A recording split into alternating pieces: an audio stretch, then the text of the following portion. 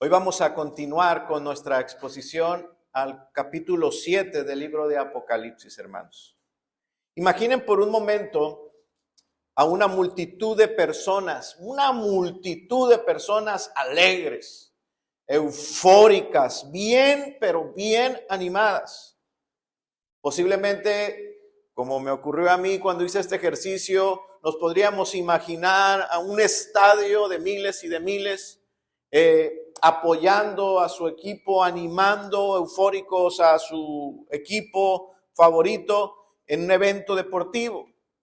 O podríamos imaginarnos a una gran multitud así de eufórica en un concierto, ¿verdad? Escuchando a su cantante favorito, llenos de alegría, llenos de expresiones de felicidad.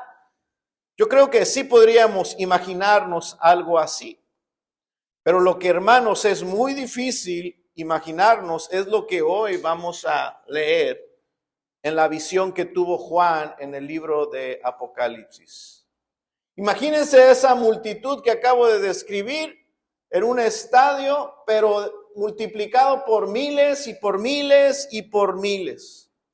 Hoy, hermanos, la palabra de Dios quiere hablarnos de una reunión multitudinaria jamás antes vista. Y la pregunta que nos concierne a todos es: ¿estará usted ahí? ¿Formará usted parte de esa multitud?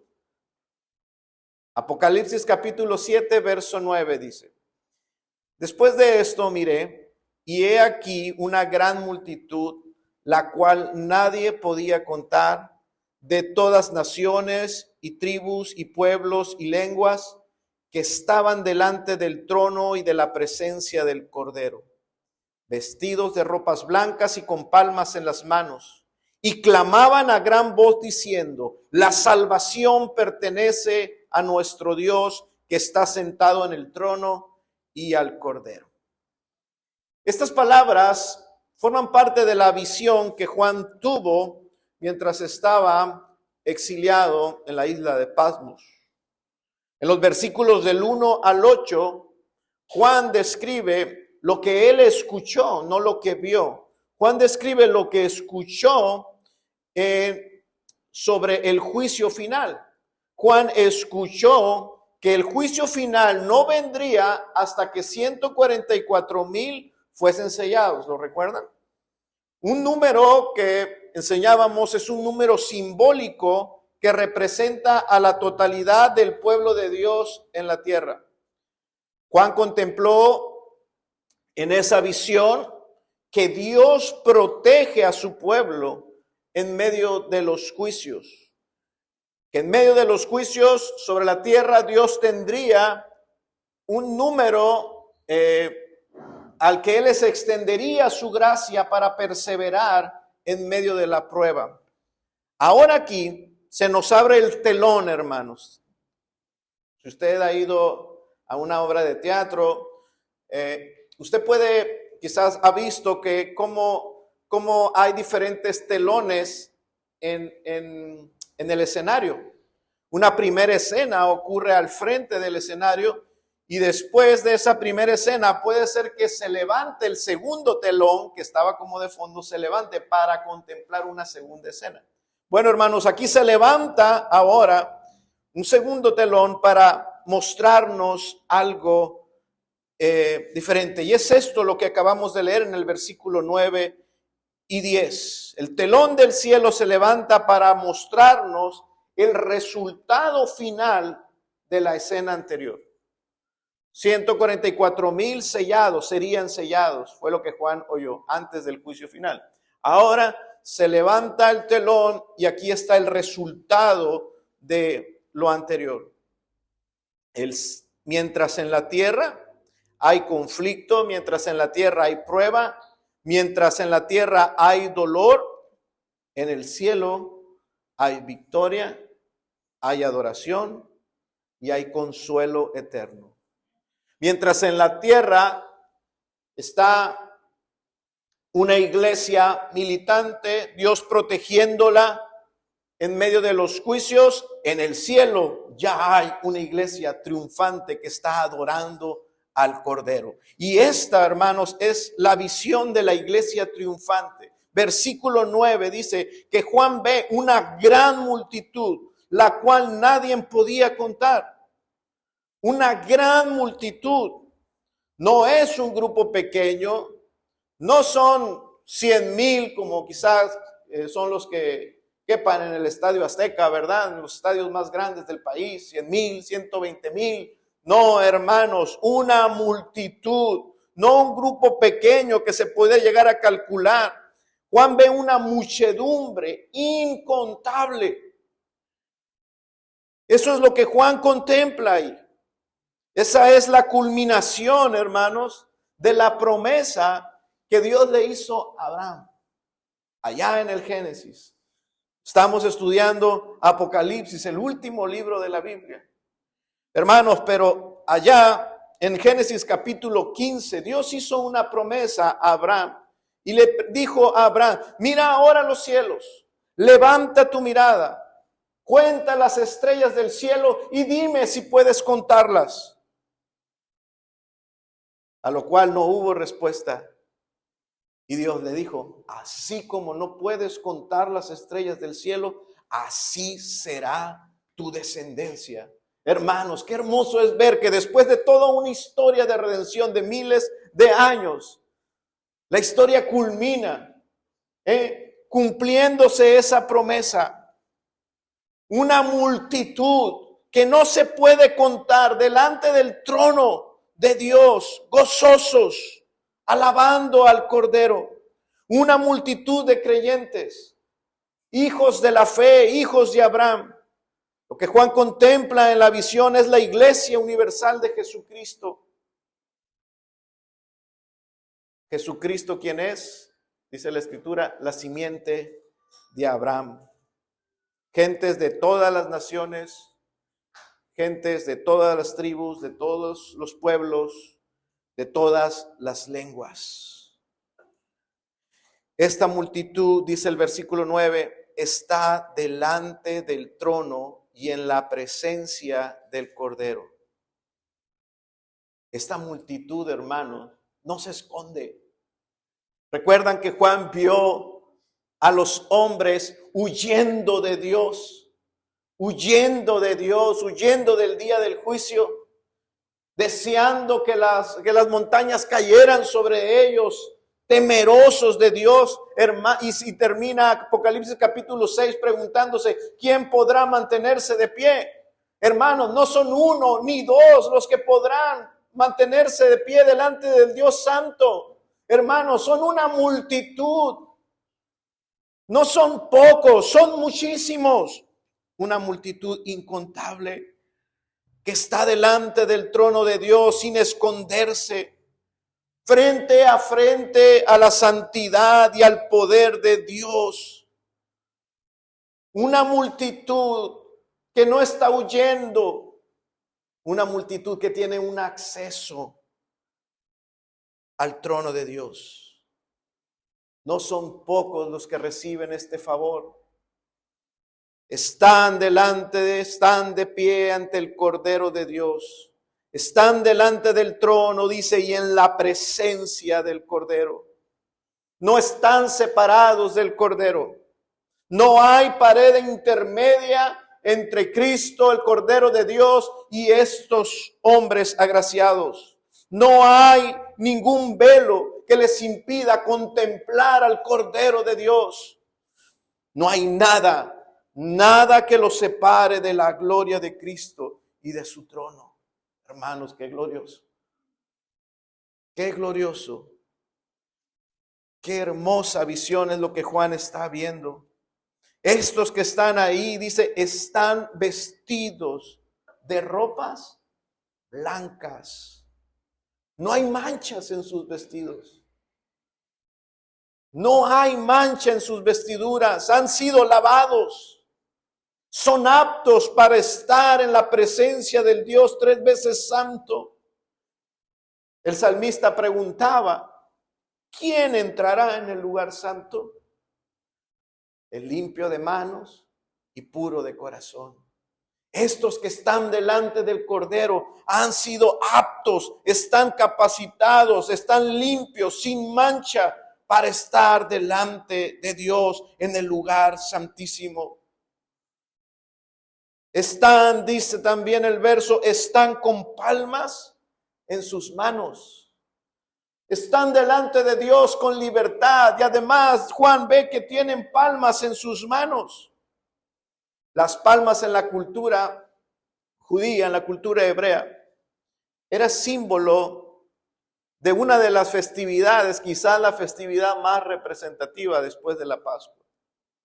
Era una fiesta llamada la fiesta de los tabernáculos. Las palmas era el símbolo de esa fiesta, una celebración nacional donde el pueblo hebreo celebraba el haber sido libertado del yugo de esclavitud de Egipto. Una celebración nacional donde los hebreos celebraban la provisión que Dios les había dado, el cuidado, la provisión y la liberación que ellos habían experimentado. Así que cuando Juan mira que esa multitud lleva palmas en sus manos, en su mente judía, en su mente hebrea, hermanos, Juan, claro que le viene a su mente o esa imagen estaba evocando a esa fiesta de los tabernáculos. Le estaba recordando esa fiesta. Juan ve una fiesta de los tabernáculos en el cielo. Una multitud con palmas, una muchedumbre incontable celebrando su liberación, celebrando que han sido libertados. Esa multitud llevaba palmas en sus manos, también, hermanos, era un emblema de victoria. Cuando Jesús entró a Jerusalén, imagínense Juan, ni modo que no recordara eso. Era un anciano ya Juan cuando tuvo esta visión. Cuando Juan vio la visión, hermano, seguramente recordó la entrada triunfal de Jesús a la ciudad de Jerusalén. Como ahí también había una multitud amotinada por las calles con palmas en sus manos, vitoreando la entrada de Jesús a la ciudad de Jerusalén. Ellos, tristemente, esa multitud, seguramente Juan recordaba eso, pero era un saborcito como agridulce, ¿no? Porque fue un momento maravilloso. Imagínense esa multitud adorando a Jesús mientras él entraba montado en el pollino, adorando a Jesús, pero Juan sabía lo que pasó después. En ese momento estaban adorando con palmas a Jesús, pero poco después esa adoración se revirtió y los mismos que adoraban Hosana al Hijo de David después gritaron crucifíquenle.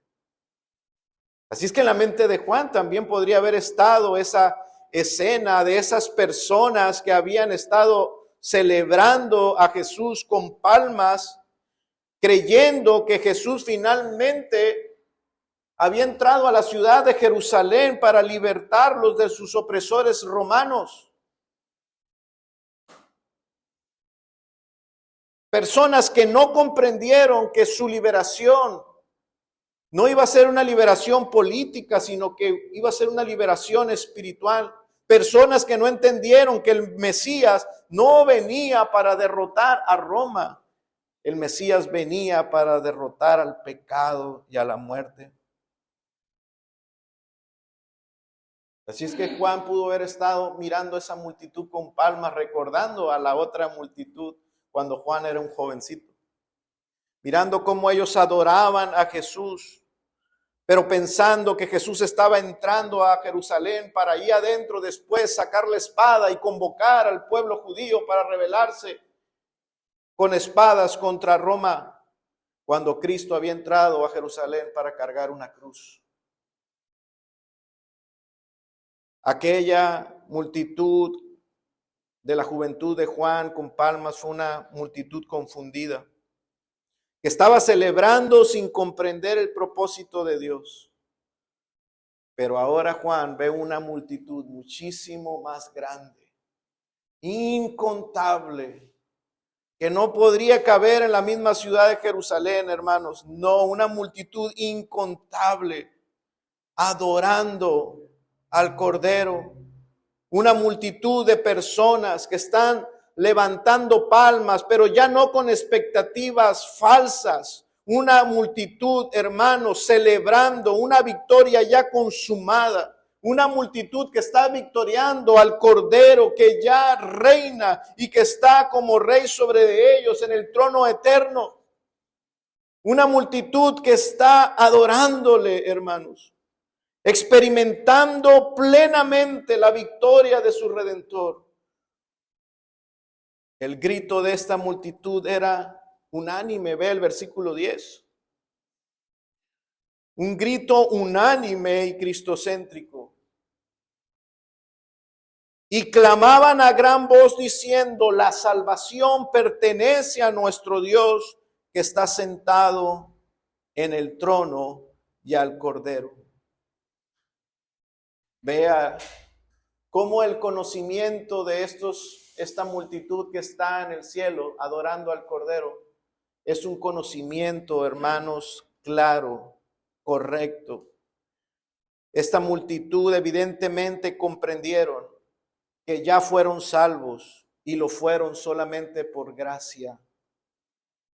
Ellos adoran al Cordero. No se están atribuyendo a sí mismos la salvación. Están delante de Dios atribuyéndole a Él la gloria. Una multitud sin orgullo, una multitud sin vanagloria. Lo que podríamos llamar entonces una adoración en espíritu y en verdad. Están ofreciendo a Dios una verdadera adoración.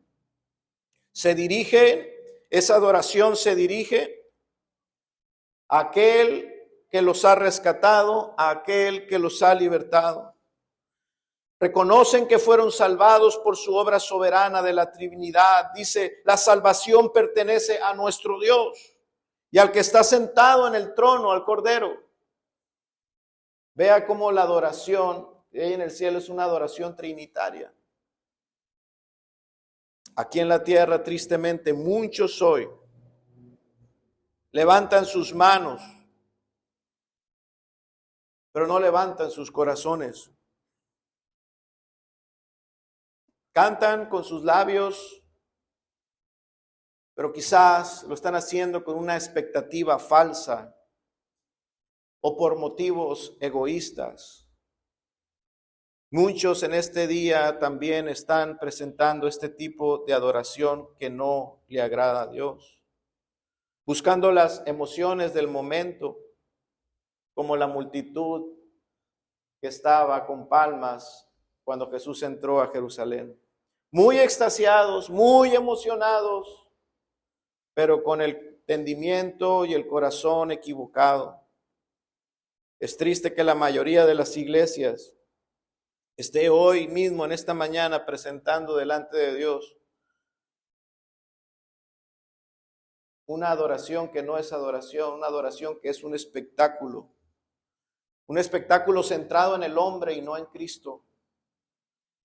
Pero en el cielo, hermanos, aquí en la tierra la adoración es imperfecta, pero en el cielo hay una adoración perfecta, una adoración pura, una adoración centrada en el Cordero, una verdadera adoración.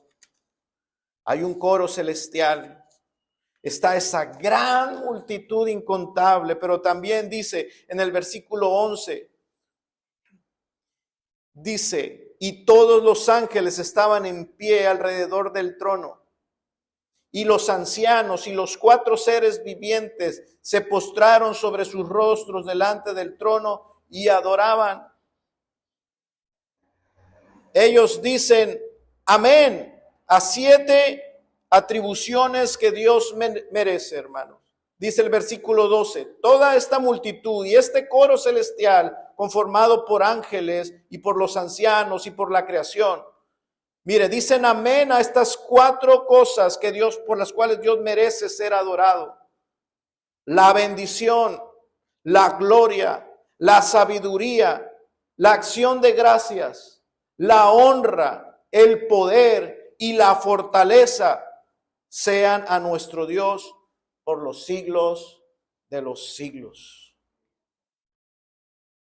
Hermanos, la iglesia triunfante, los ángeles, la creación, todos en el cielo dicen amén. Amén. Un amén unánime. Sí a estas cosas. Mientras Juan contempla este glorioso cuadro de oración, hermanos, esta adoración extravagante, este coro enorme, surge una pregunta inevitable. Y esta está en el versículo 13. Entonces dice, uno de los ancianos habló diciéndome, estos que están vestidos de ropas blancas, ¿quiénes son? ¿Y de dónde han venido? Un anciano se acerca a Juan y le dice, ¿quiénes son estos que ves adorando, Juan, con tanta devoción y con tanta pureza? ¿Quiénes son estos que celebran victoriosos? Aquí entonces ya pasamos de lo que Juan ve a la revelación misma, hermanos, al significado de lo que Juan está mirando. Y nos encontramos con este diálogo entre Juan y uno de los ancianos. Esto me llega a mi segunda parte, hermanos, de este sermón. El pastoreo a la iglesia militante. Primera parte es la visión, la segunda parte es el pastoreo a la iglesia militante. Lo que estamos viendo, hermanos, aquí es a un representante de la iglesia glorificada, a un anciano, a uno de los 12 ancianos que representaban a los 12 apóstoles, a la iglesia que ya está glorificada, a todos aquellos creyentes que ya están con el Señor.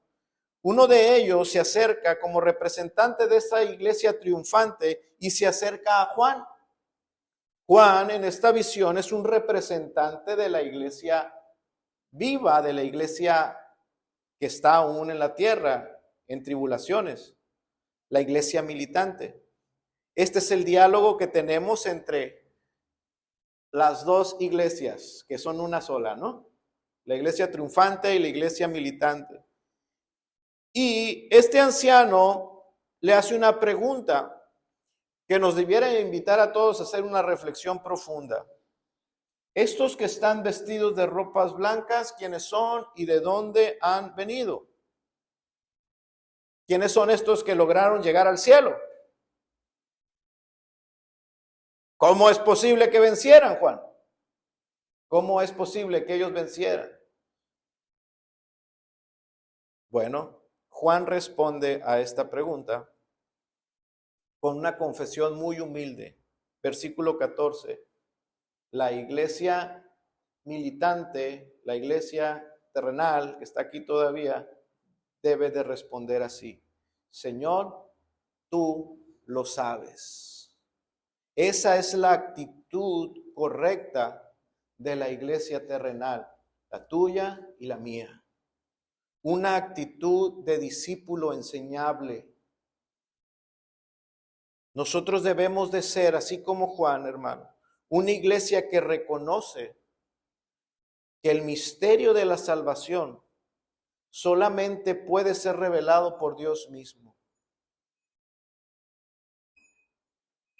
Nosotros somos esa iglesia, la iglesia del Señor aquí en la tierra. Las iglesias verdaderas del Señor responden así. ¿Cómo es que el hombre puede ser salvo? ¿Cómo es que el hombre puede estar en la presencia de un Dios santo? Nosotros no podemos responder conforme a nuestras imaginaciones. Yo creo que haciendo esto, yo creo que haciendo lo otro. No, nosotros respondemos, el Señor lo ha dicho. Nosotros no tenemos la respuesta, el Señor lo sabe. Nosotros somos esa iglesia que reconoce que la teología verdadera solamente puede nacer por la revelación divina. Nosotros nos ajustamos a lo que Dios dice que es y a la forma en que Dios dice que salva. ¿Cómo es que se llega al cielo? Dios lo sabe. Yo no te voy a responder, yo no tengo la respuesta la tiene el Señor, lo sabe. Y así, hermanos, responde Juan, acorde a la actitud de la iglesia terrenal. Entonces viene la respuesta al versículo, y este es el corazón de todo este pasaje, hermano. Versículo 14. El anciano entonces le responde, le da la revelación. Estos son los que han salido de la gran tribulación y han lavado sus ropas y las han emblanquecido en la sangre del Cordero. Mire qué interesante lo que dice aquí. Estos, Juan, que están en gloria, que están en el cielo, que están delante de un Dios santo sin manchas, son los que salieron de la gran tribulación. Ponga atención, porque aquí no dice, estos, Juan, son los que escaparon para no pasar por la gran tribulación. No dice son los que escaparon, sino dice son los que salieron, atravesaron, cruzaron y salieron. No escaparon de la gran tribulación. Ellos atravesaron por el sufrimiento, ellos pasaron por la persecución, ellos sufrieron y fueron probados y salieron. Ellos salieron. Estos son los que pasaron por todos los dolores inherentes a la vida de vivir en un mundo caído. Hermanos, aquí no está hablando Juan de una gran tribulación futura. Está hablando de los que ya salieron. Estos son los que salieron, los que ya pasaron. Y ahora están en la gloria. ¿Quiénes son estos? No dice quiénes serán estos. ¿Quiénes son estos que ya están en la presencia del Cordero y con sus ropas blancas? ¿Quiénes son estos que ya vencieron? Son los que salieron de todas las tribulaciones. Estos, hermanos, es el pueblo que sufrió y que ya está en la gloria con el Señor. Nosotros creemos, hermanos, según el contexto, que Juan está contemplando aquí a todos los creyentes que han perseverado en la fe hasta llegar a la gloria. Como enseña William Hendrickson, él dice, la gran tribulación es la experiencia común de la iglesia en todos los tiempos. La gran tribulación es la experiencia común de la iglesia en todos los tiempos, pues el reino del mundo siempre se opone al reino de Cristo. Yo estoy seguro que si algunos de ustedes, espero que no a todos, pero conociéndoles, siempre que experimentamos dolores y luchas, nosotros tenemos esa cierta sensación inherente de que lo que nos está pasando a nosotros es lo más grande. Aunque no sea así, pero para nosotros lo es. Hermanos, saldrás de eso. Todos los creyentes verdaderos saldrán de eso, saldrán de su gran tribulación y vencerán y levantarán sus palmas y estarán con sus vestiduras blancas y sin manchas delante del Cordero, no tristes como víctimas, gozosos, alegres, victoriosos delante del Cordero. En otras palabras, considerando lo que dice William Hendrickson, la gran muchedumbre incontable no son una generación especial de mártires que habrá al final de la historia de la humanidad. Algunos interpretan esto como que al final, poquito antes de que venga Cristo, habrá una generación que pasará por situaciones, una gran tribulación. Entonces, pero no, hermano, estos son los redimidos, todos los que permanecieron fieles al Señor en medio de las tribulaciones. Recordemos que Jesús mismo preparó a sus discípulos para enfrentar esa realidad. Juan 16:33, Jesús les dijo, estas cosas os he hablado para que en mí tengáis paz. En el mundo tendréis aflicción, pero confiad, yo he vencido al mundo. Por eso, hermanos, creemos que los que salieron de la gran tribulación no escaparon al sufrimiento del mundo.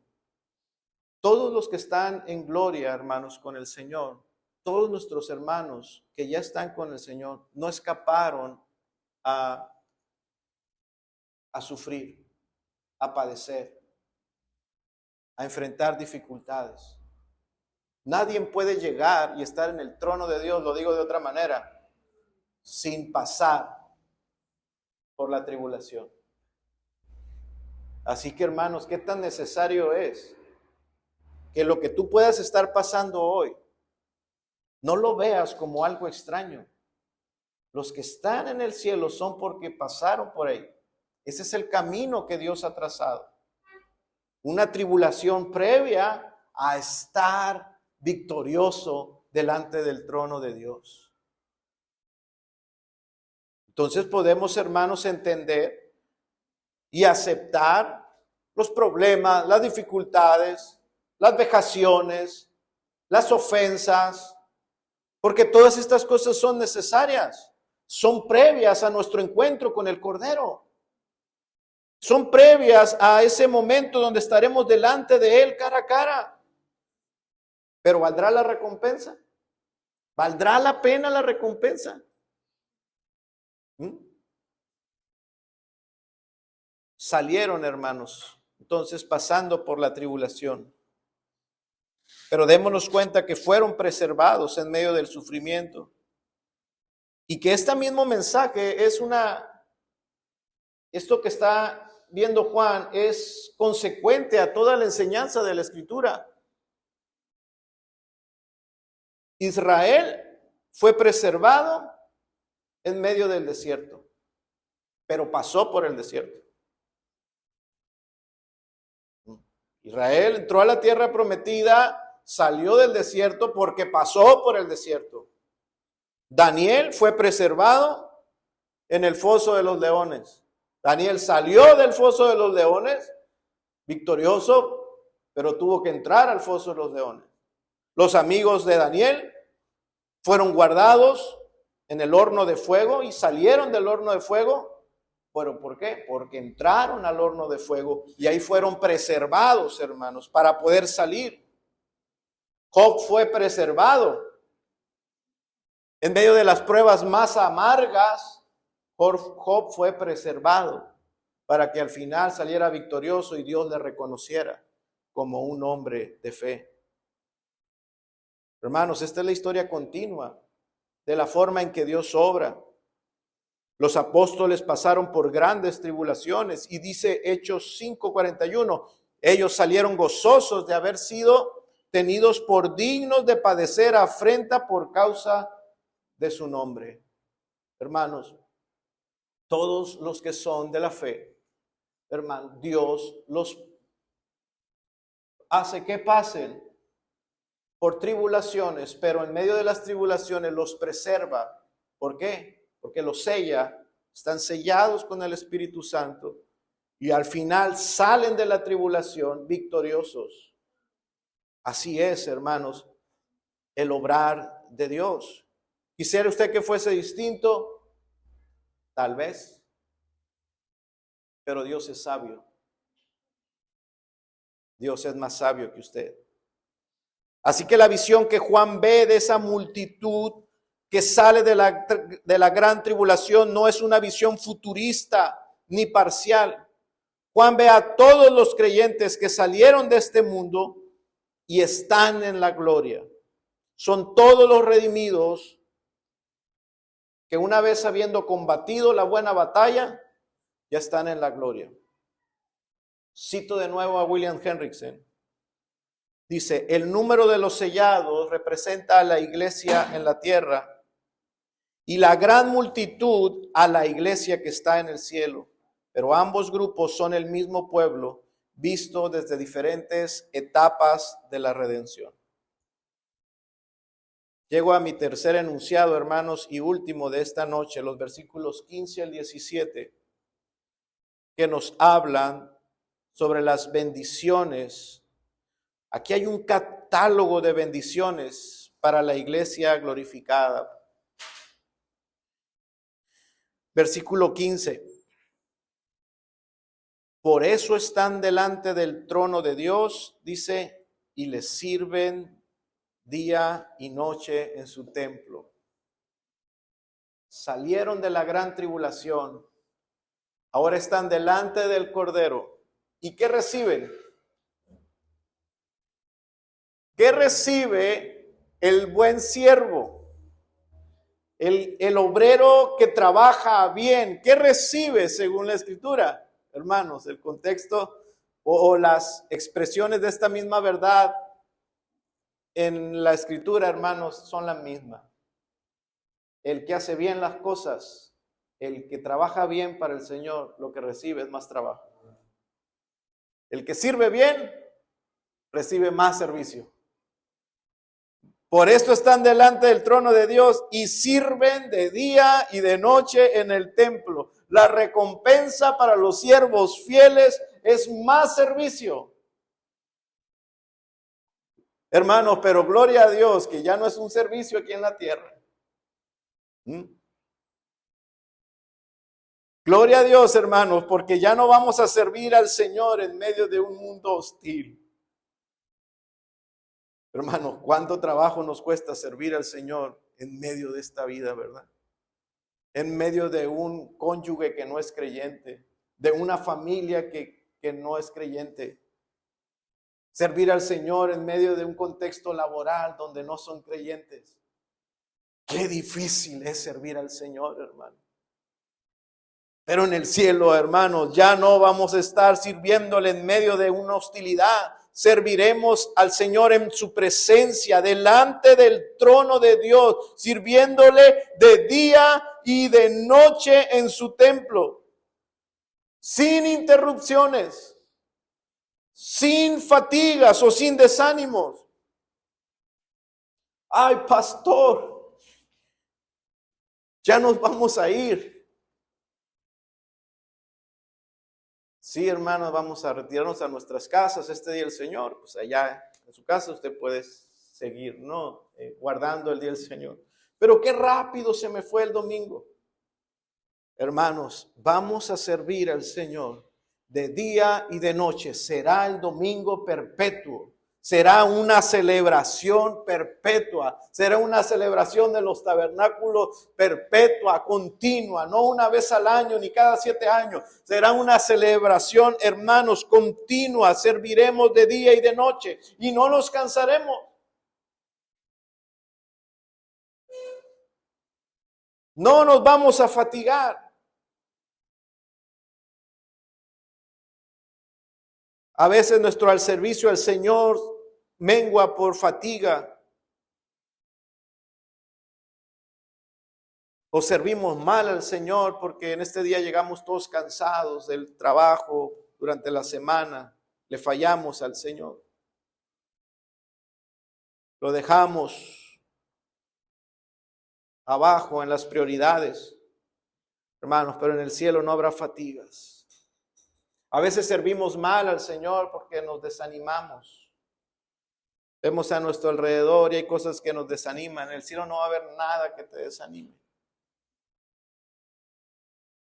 Serviremos al Señor de día y de noche, sin demoras, sin distracciones de la carne. A veces nuestro servicio al Señor mengua por porque enfermamos, porque nos debilitamos. Pero en el cielo ya no habrá nada de eso, hermanos. De día y de noche, de día y de noche, sin interrupciones. Nunca más sufriremos, hermanos, la tentación de que el servicio al Señor sea una carga. Aquí en la tierra, hermanos, somos tentados para ver nuestro servicio al Señor, nuestra obediencia al Cordero como una carga. Pero en el cielo ya no va a haber esas tentaciones. Esa es la primera bendición, servicio. Luego dice, al que está sentado sobre el trono, extenderá su tabernáculo sobre ellos. Versículo 16, ya no tendrán hambre ni sed.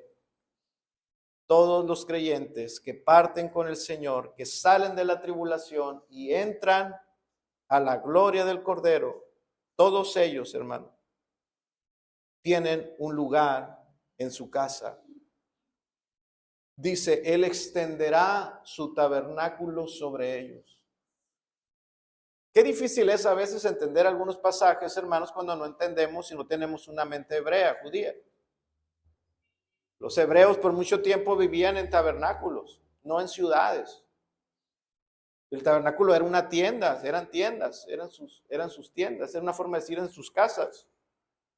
Y cuando la familia crecía, pues el patriarca, el jefe de familia, lo que tenía que hacer era levantar las estacas de las tiendas y extenderlas más metros para allá, para hacer el tabernáculo más grande, para hacer la casa más grande, porque había más familia. Se ensanchaba la tienda. Eso es lo que Juan escucha aquí. Los que salen de la gran tribulación y entran a la presencia del Cordero victoriosos, a ellos Dios les concederá servirles de día y de noche, y el Señor extenderá su tabernáculo hacia ellos. Los cubrirá. Ellos tienen un lugar en la casa, en la presencia de Dios. Todos los creyentes, hermanos, tienen un lugar en la casa de Dios. Dios extiende sus tiendas, ensancha su casa para darles a cada uno de los creyentes triunfantes un refugio, un lugar en su casa. Ahora, ¿alguien podría pasar hambre en la casa de nuestro Padre Dios?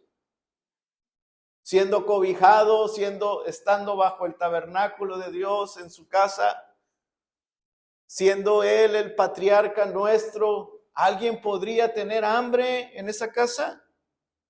El salmista dice en el Salmo 16, en tu presencia hay plenitud de gozo, delicias a tu diestra para siempre. Nadie tendrá hambre, nadie tendrá sed. Hermanos, esto no es literal. Está hablando de un hambre física. La iglesia triunfante no tiene cuerpos que necesiten ser alimentados. Son almas victoriosas. Está hablando, hermanos, de la hambre espiritual, de la sed espiritual. Los creyentes que están con el Señor están recibiendo la plena satisfacción de aquel que dijo, yo soy el pan de vida, yo soy el agua de vida. Están experimentando el cumplimiento pleno de esas bienaventuranzas de Jesús. Jesús enseñó en el Sermón del Monte, bienaventurados los que tienen hambre y sed de justicia, porque ellos serán saciados. En su presencia hay plenitud de gozo. No hay hambre ni sed espiritual, no lo hay. Cristo sacia, los cubre, los protege, los acoge en su casa y los sacia de su presencia. Todo ese pueblo está experimentando una existencia sin sufrimiento físico ni ambiental. Esa es la siguiente bendición. Versículo 16 también dice, y el sol no caerá más sobre ellos, ni calor alguno.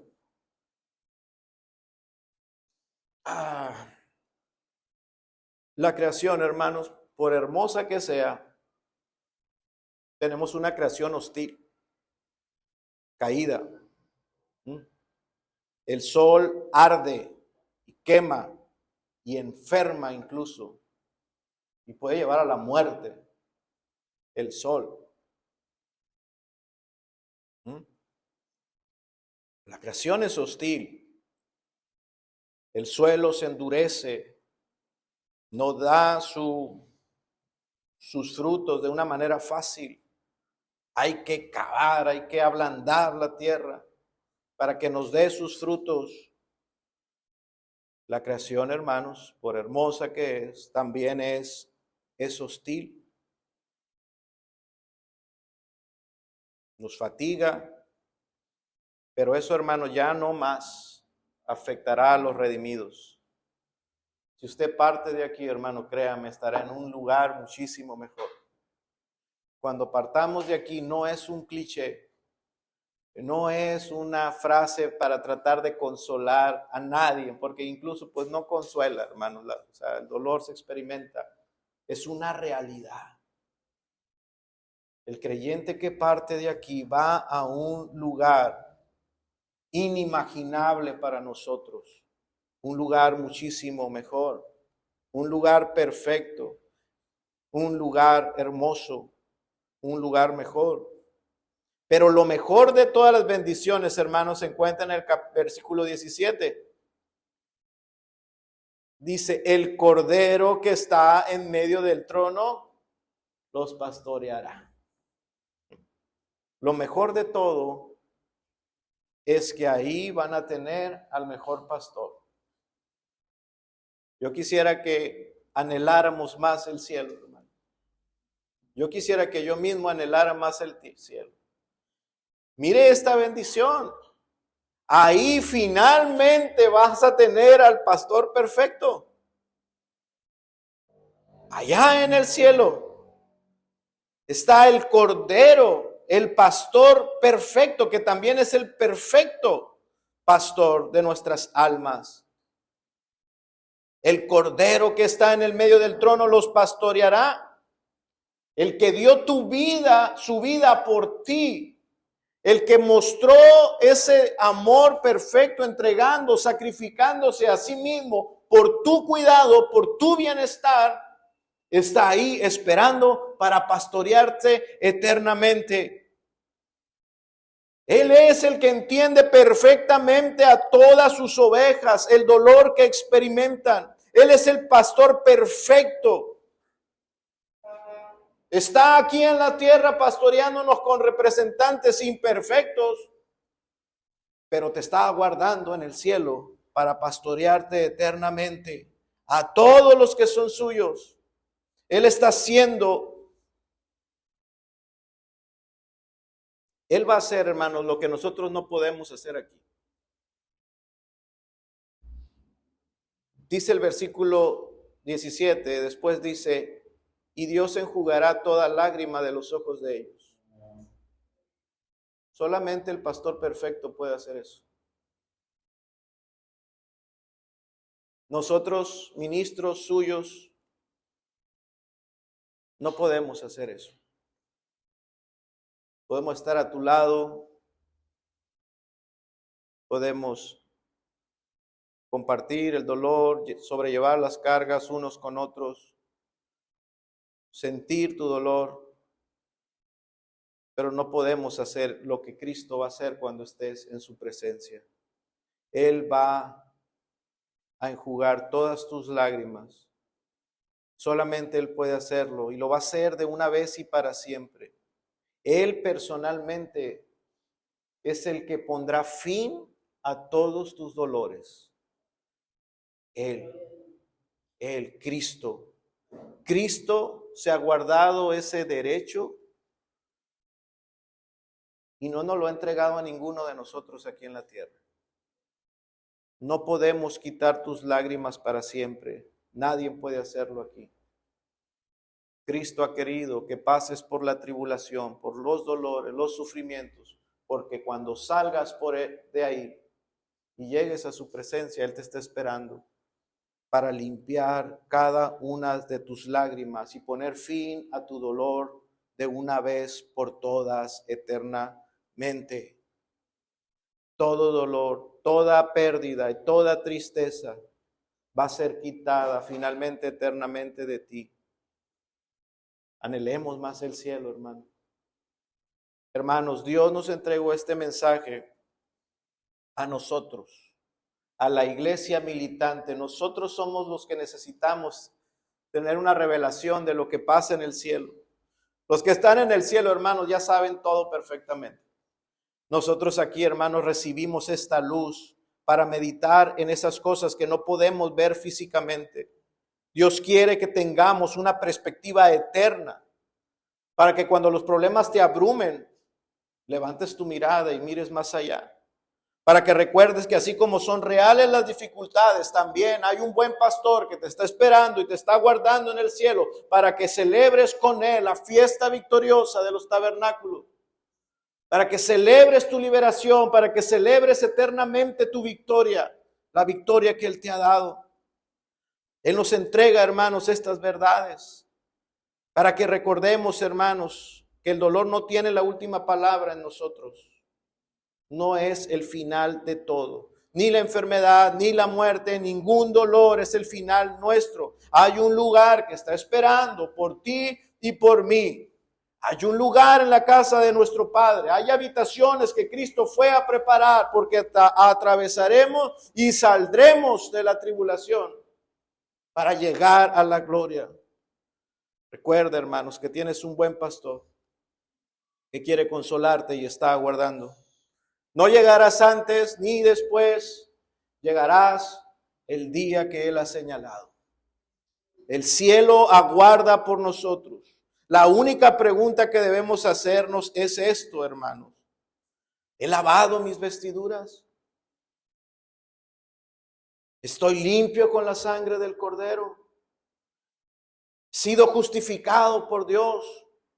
Porque delante de Él no habrá nadie con mancha. Cristo ha lavado mis pecados. He confiado plenamente en Cristo aquí en la tierra. Sin verlo ni palparlo, me mantuve aquí en la tierra creyendo en su sacrificio sustitutivo que me limpia con su sangre, porque en su presencia no habrá nadie que lleve pecado. Esa es la única pregunta importante. La pregunta no es ¿por qué sufro? ¿O hasta cuándo este sufrimiento? La pregunta es ¿he lavado mis vestiduras con la sangre preciosa de Cristo? Porque no hay otro camino para estar en medio de esa multitud victoriosa. Solamente es por su gracia, solamente será por la fe. Así es que, hermanos, nuestra vida hoy es un ensayo para la eternidad. Cuando no pueden ni siquiera responder a un amén congregacional, unánimes con todos, porque en el cielo se dice amén, amén, amén. Cuando aquí no podemos adorar. Esto es un ensayo para la eternidad. Desde aquí, hermanos, podemos adorar con convicción y decir lo mismo que dice la iglesia triunfante. O unir nuestra adoración a lo que dicen ellos. La salvación pertenece a nuestro Dios. ¿Puedes hacerlo? De corazón. Vamos a orar, hermanos, y demos gracias. Pongámonos de pie, hermanos.